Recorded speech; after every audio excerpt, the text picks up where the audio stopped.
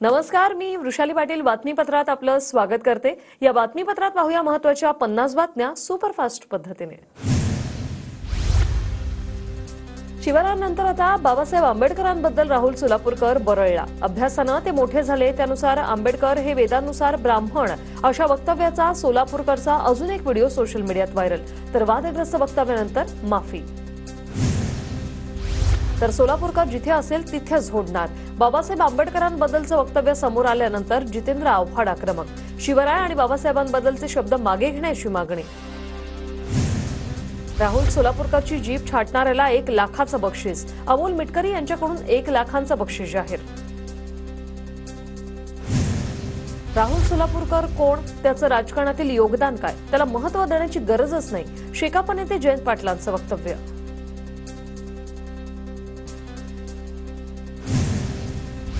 महापुरुषांबाबत केलेल्या वक्तव्यानंतर अभिनेता राहुल सोलापूरकर वादाच्या भोवऱ्यात। सोलापूरकरच्या पुण्यातील घराची सुरक्षा वाढवली।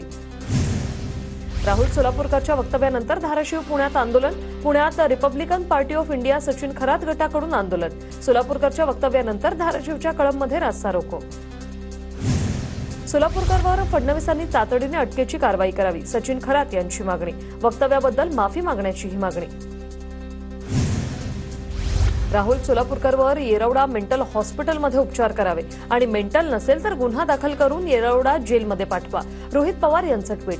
डॉक्टर बाबासाहेब आंबेडकरांबाबतच्या वक्तव्यानंतर हे ट्विट। केंद्राकडे सोयाबीन खरेदीची मुदत वाढवून देण्याची मागणी। गोदामांची परिस्थिती बिकट, सामान्य शेतकऱ्यांना न्याय देण्याचा प्रयत्न। पणन मंत्री जयकुमार रावल यांची सोयाबीन खरेदीबाबत प्रतिक्रिया।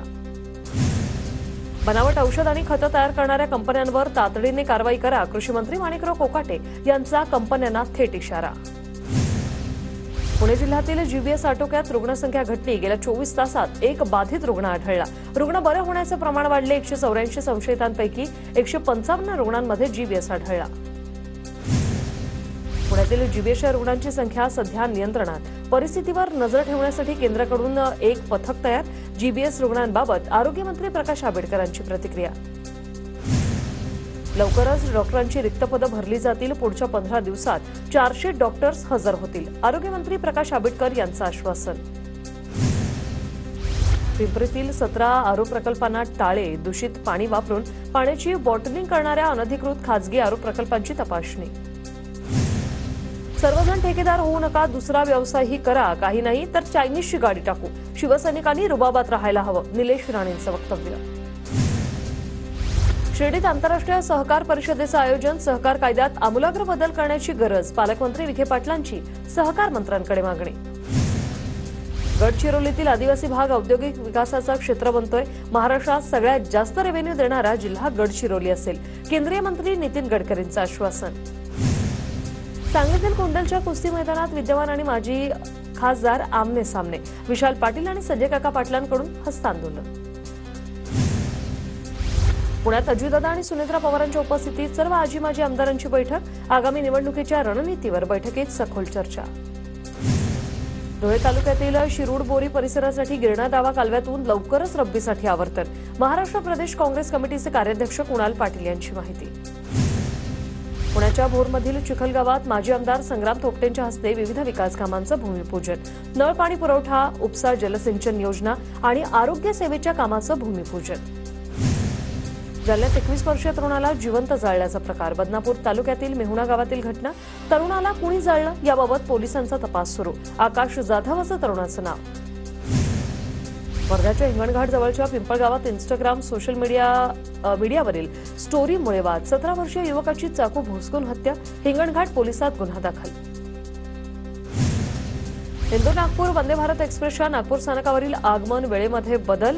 वंदे भारत एक्सप्रेस दुपारी 2:30 वाजेऐवजी दुपारी 2:35 वाजता नागपुरात येणार।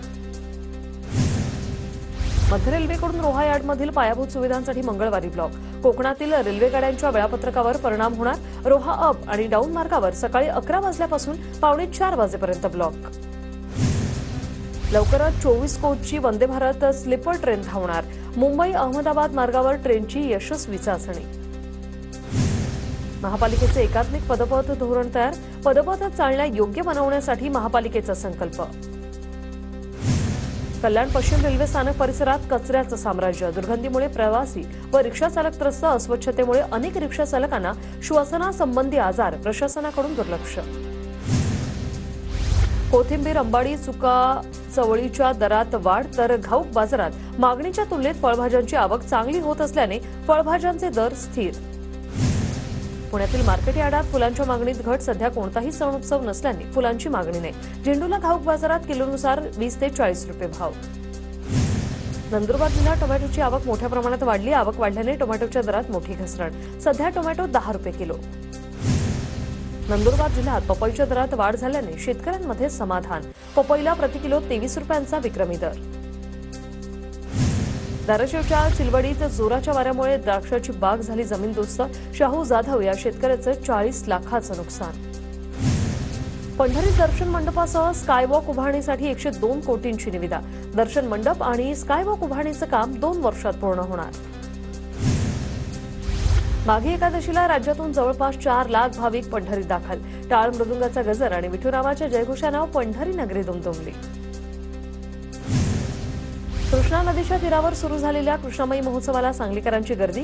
कलशपूजन, साडी नेसवण्याच्या कार्यक्रमासह विविध धार्मिक कार्यक्रमांचं आयोजन. उपमुख्यमंत्री एकनाथ शिंदे यांच्या वाढदिवसानिमित्त जळगावातील साईबाबा मंदिरात महाआरती. 60 दिवे लावून लाडक्या बहिणींकडून शिंदेंसाठी प्रार्थना. सांगलीत महिलांचा चंद्र नमस्काराचा जागतिक विश्वविक्रम, इंडिया बुक ऑफ रेकॉर्ड आणि एशिया बुक ऑफ रेकॉर्डमध्ये नोंद. नंदुरबार जिल्ह्यातील खासगी अनुदानित शाळांमध्ये बायोमेट्रिक मशीन लावली जाणार. शिक्षकांसोबत आता विद्यार्थ्यांचे देखील हजेरी बायोमेट्रिक मशीनवर घेतली जाईल. नंदुरबार जिल्ह्यातील 58 ग्रामपंचायतीच्या निवडणुकांचा मार्ग मोकळा. ग्रामपंचायतीच्या अंतिम प्रभाग रचना कार्यक्रम जाहीर. प्रशासनाकडून निवडणुकीची तयारी सुरू. संतोष देशमुखांच्या हत्येला 2 महिने पूर्ण. धनंजय मुंडेंचा कराडला पाठिंबा नसता तर क्रूर हत्या झाली नसती. दमानी यांचा निशाणा, तर मुंडे मंत्रिपदावर असेपर्यंत दबाव राहणार असा आरोप.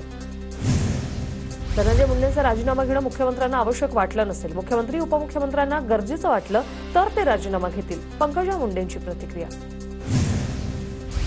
माझ्या वडिलांना 3 तास संपवलं आणि 2 महिने झाले तरी आम्हाला न्याय मिळत नाही. सरपंच संतोष देशमुखांची मुलगी वैभवी देशमुखने व्यक्त केली खंत. तर काही आरोपींचे मोबाईल 14 तारखेपर्यंत सुरू होते. मोबाईल ट्रेस होणं महत्वाचं. धनंजय देशमुख यांची प्रतिक्रिया.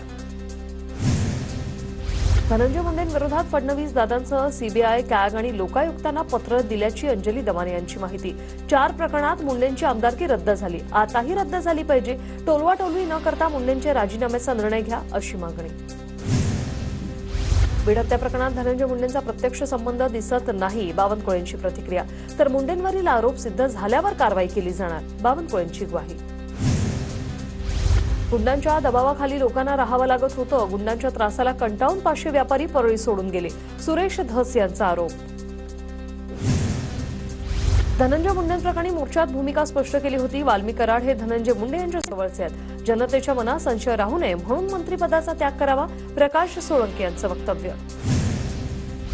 बीडमधील सरपंच संतोष देशमुख हत्या प्रकरणाला 2 महिने पूर्ण. आरोपी कृष्णा आंधळे अद्यापही फरारच. पोलिसांकडून शोध सुरू. मुंबई मनपा निवडणुकीत ठाकरे गटापाठोपाठ आता मुंबईत काँग्रेसचा स्वबळाचा नाऱ्याची चर्चा. आगामी मुंबई मनपा निवडणुकीच्या पार्श्वभूमीवर मुंबई काँग्रेसची बैठक. या बैठकीला काँग्रेसचे विधानसभेतील निरीक्षक आणि इतर पदाधिकारी उपस्थित. महाविकास आघाडीची एक्सपायरी डेट जवळ आली आहे. जनतेशी त्यांना काही घेणं देणं नाहीये. भाजप नेते आशिष शेलार यांची महाविकास आघाडीवर टीका.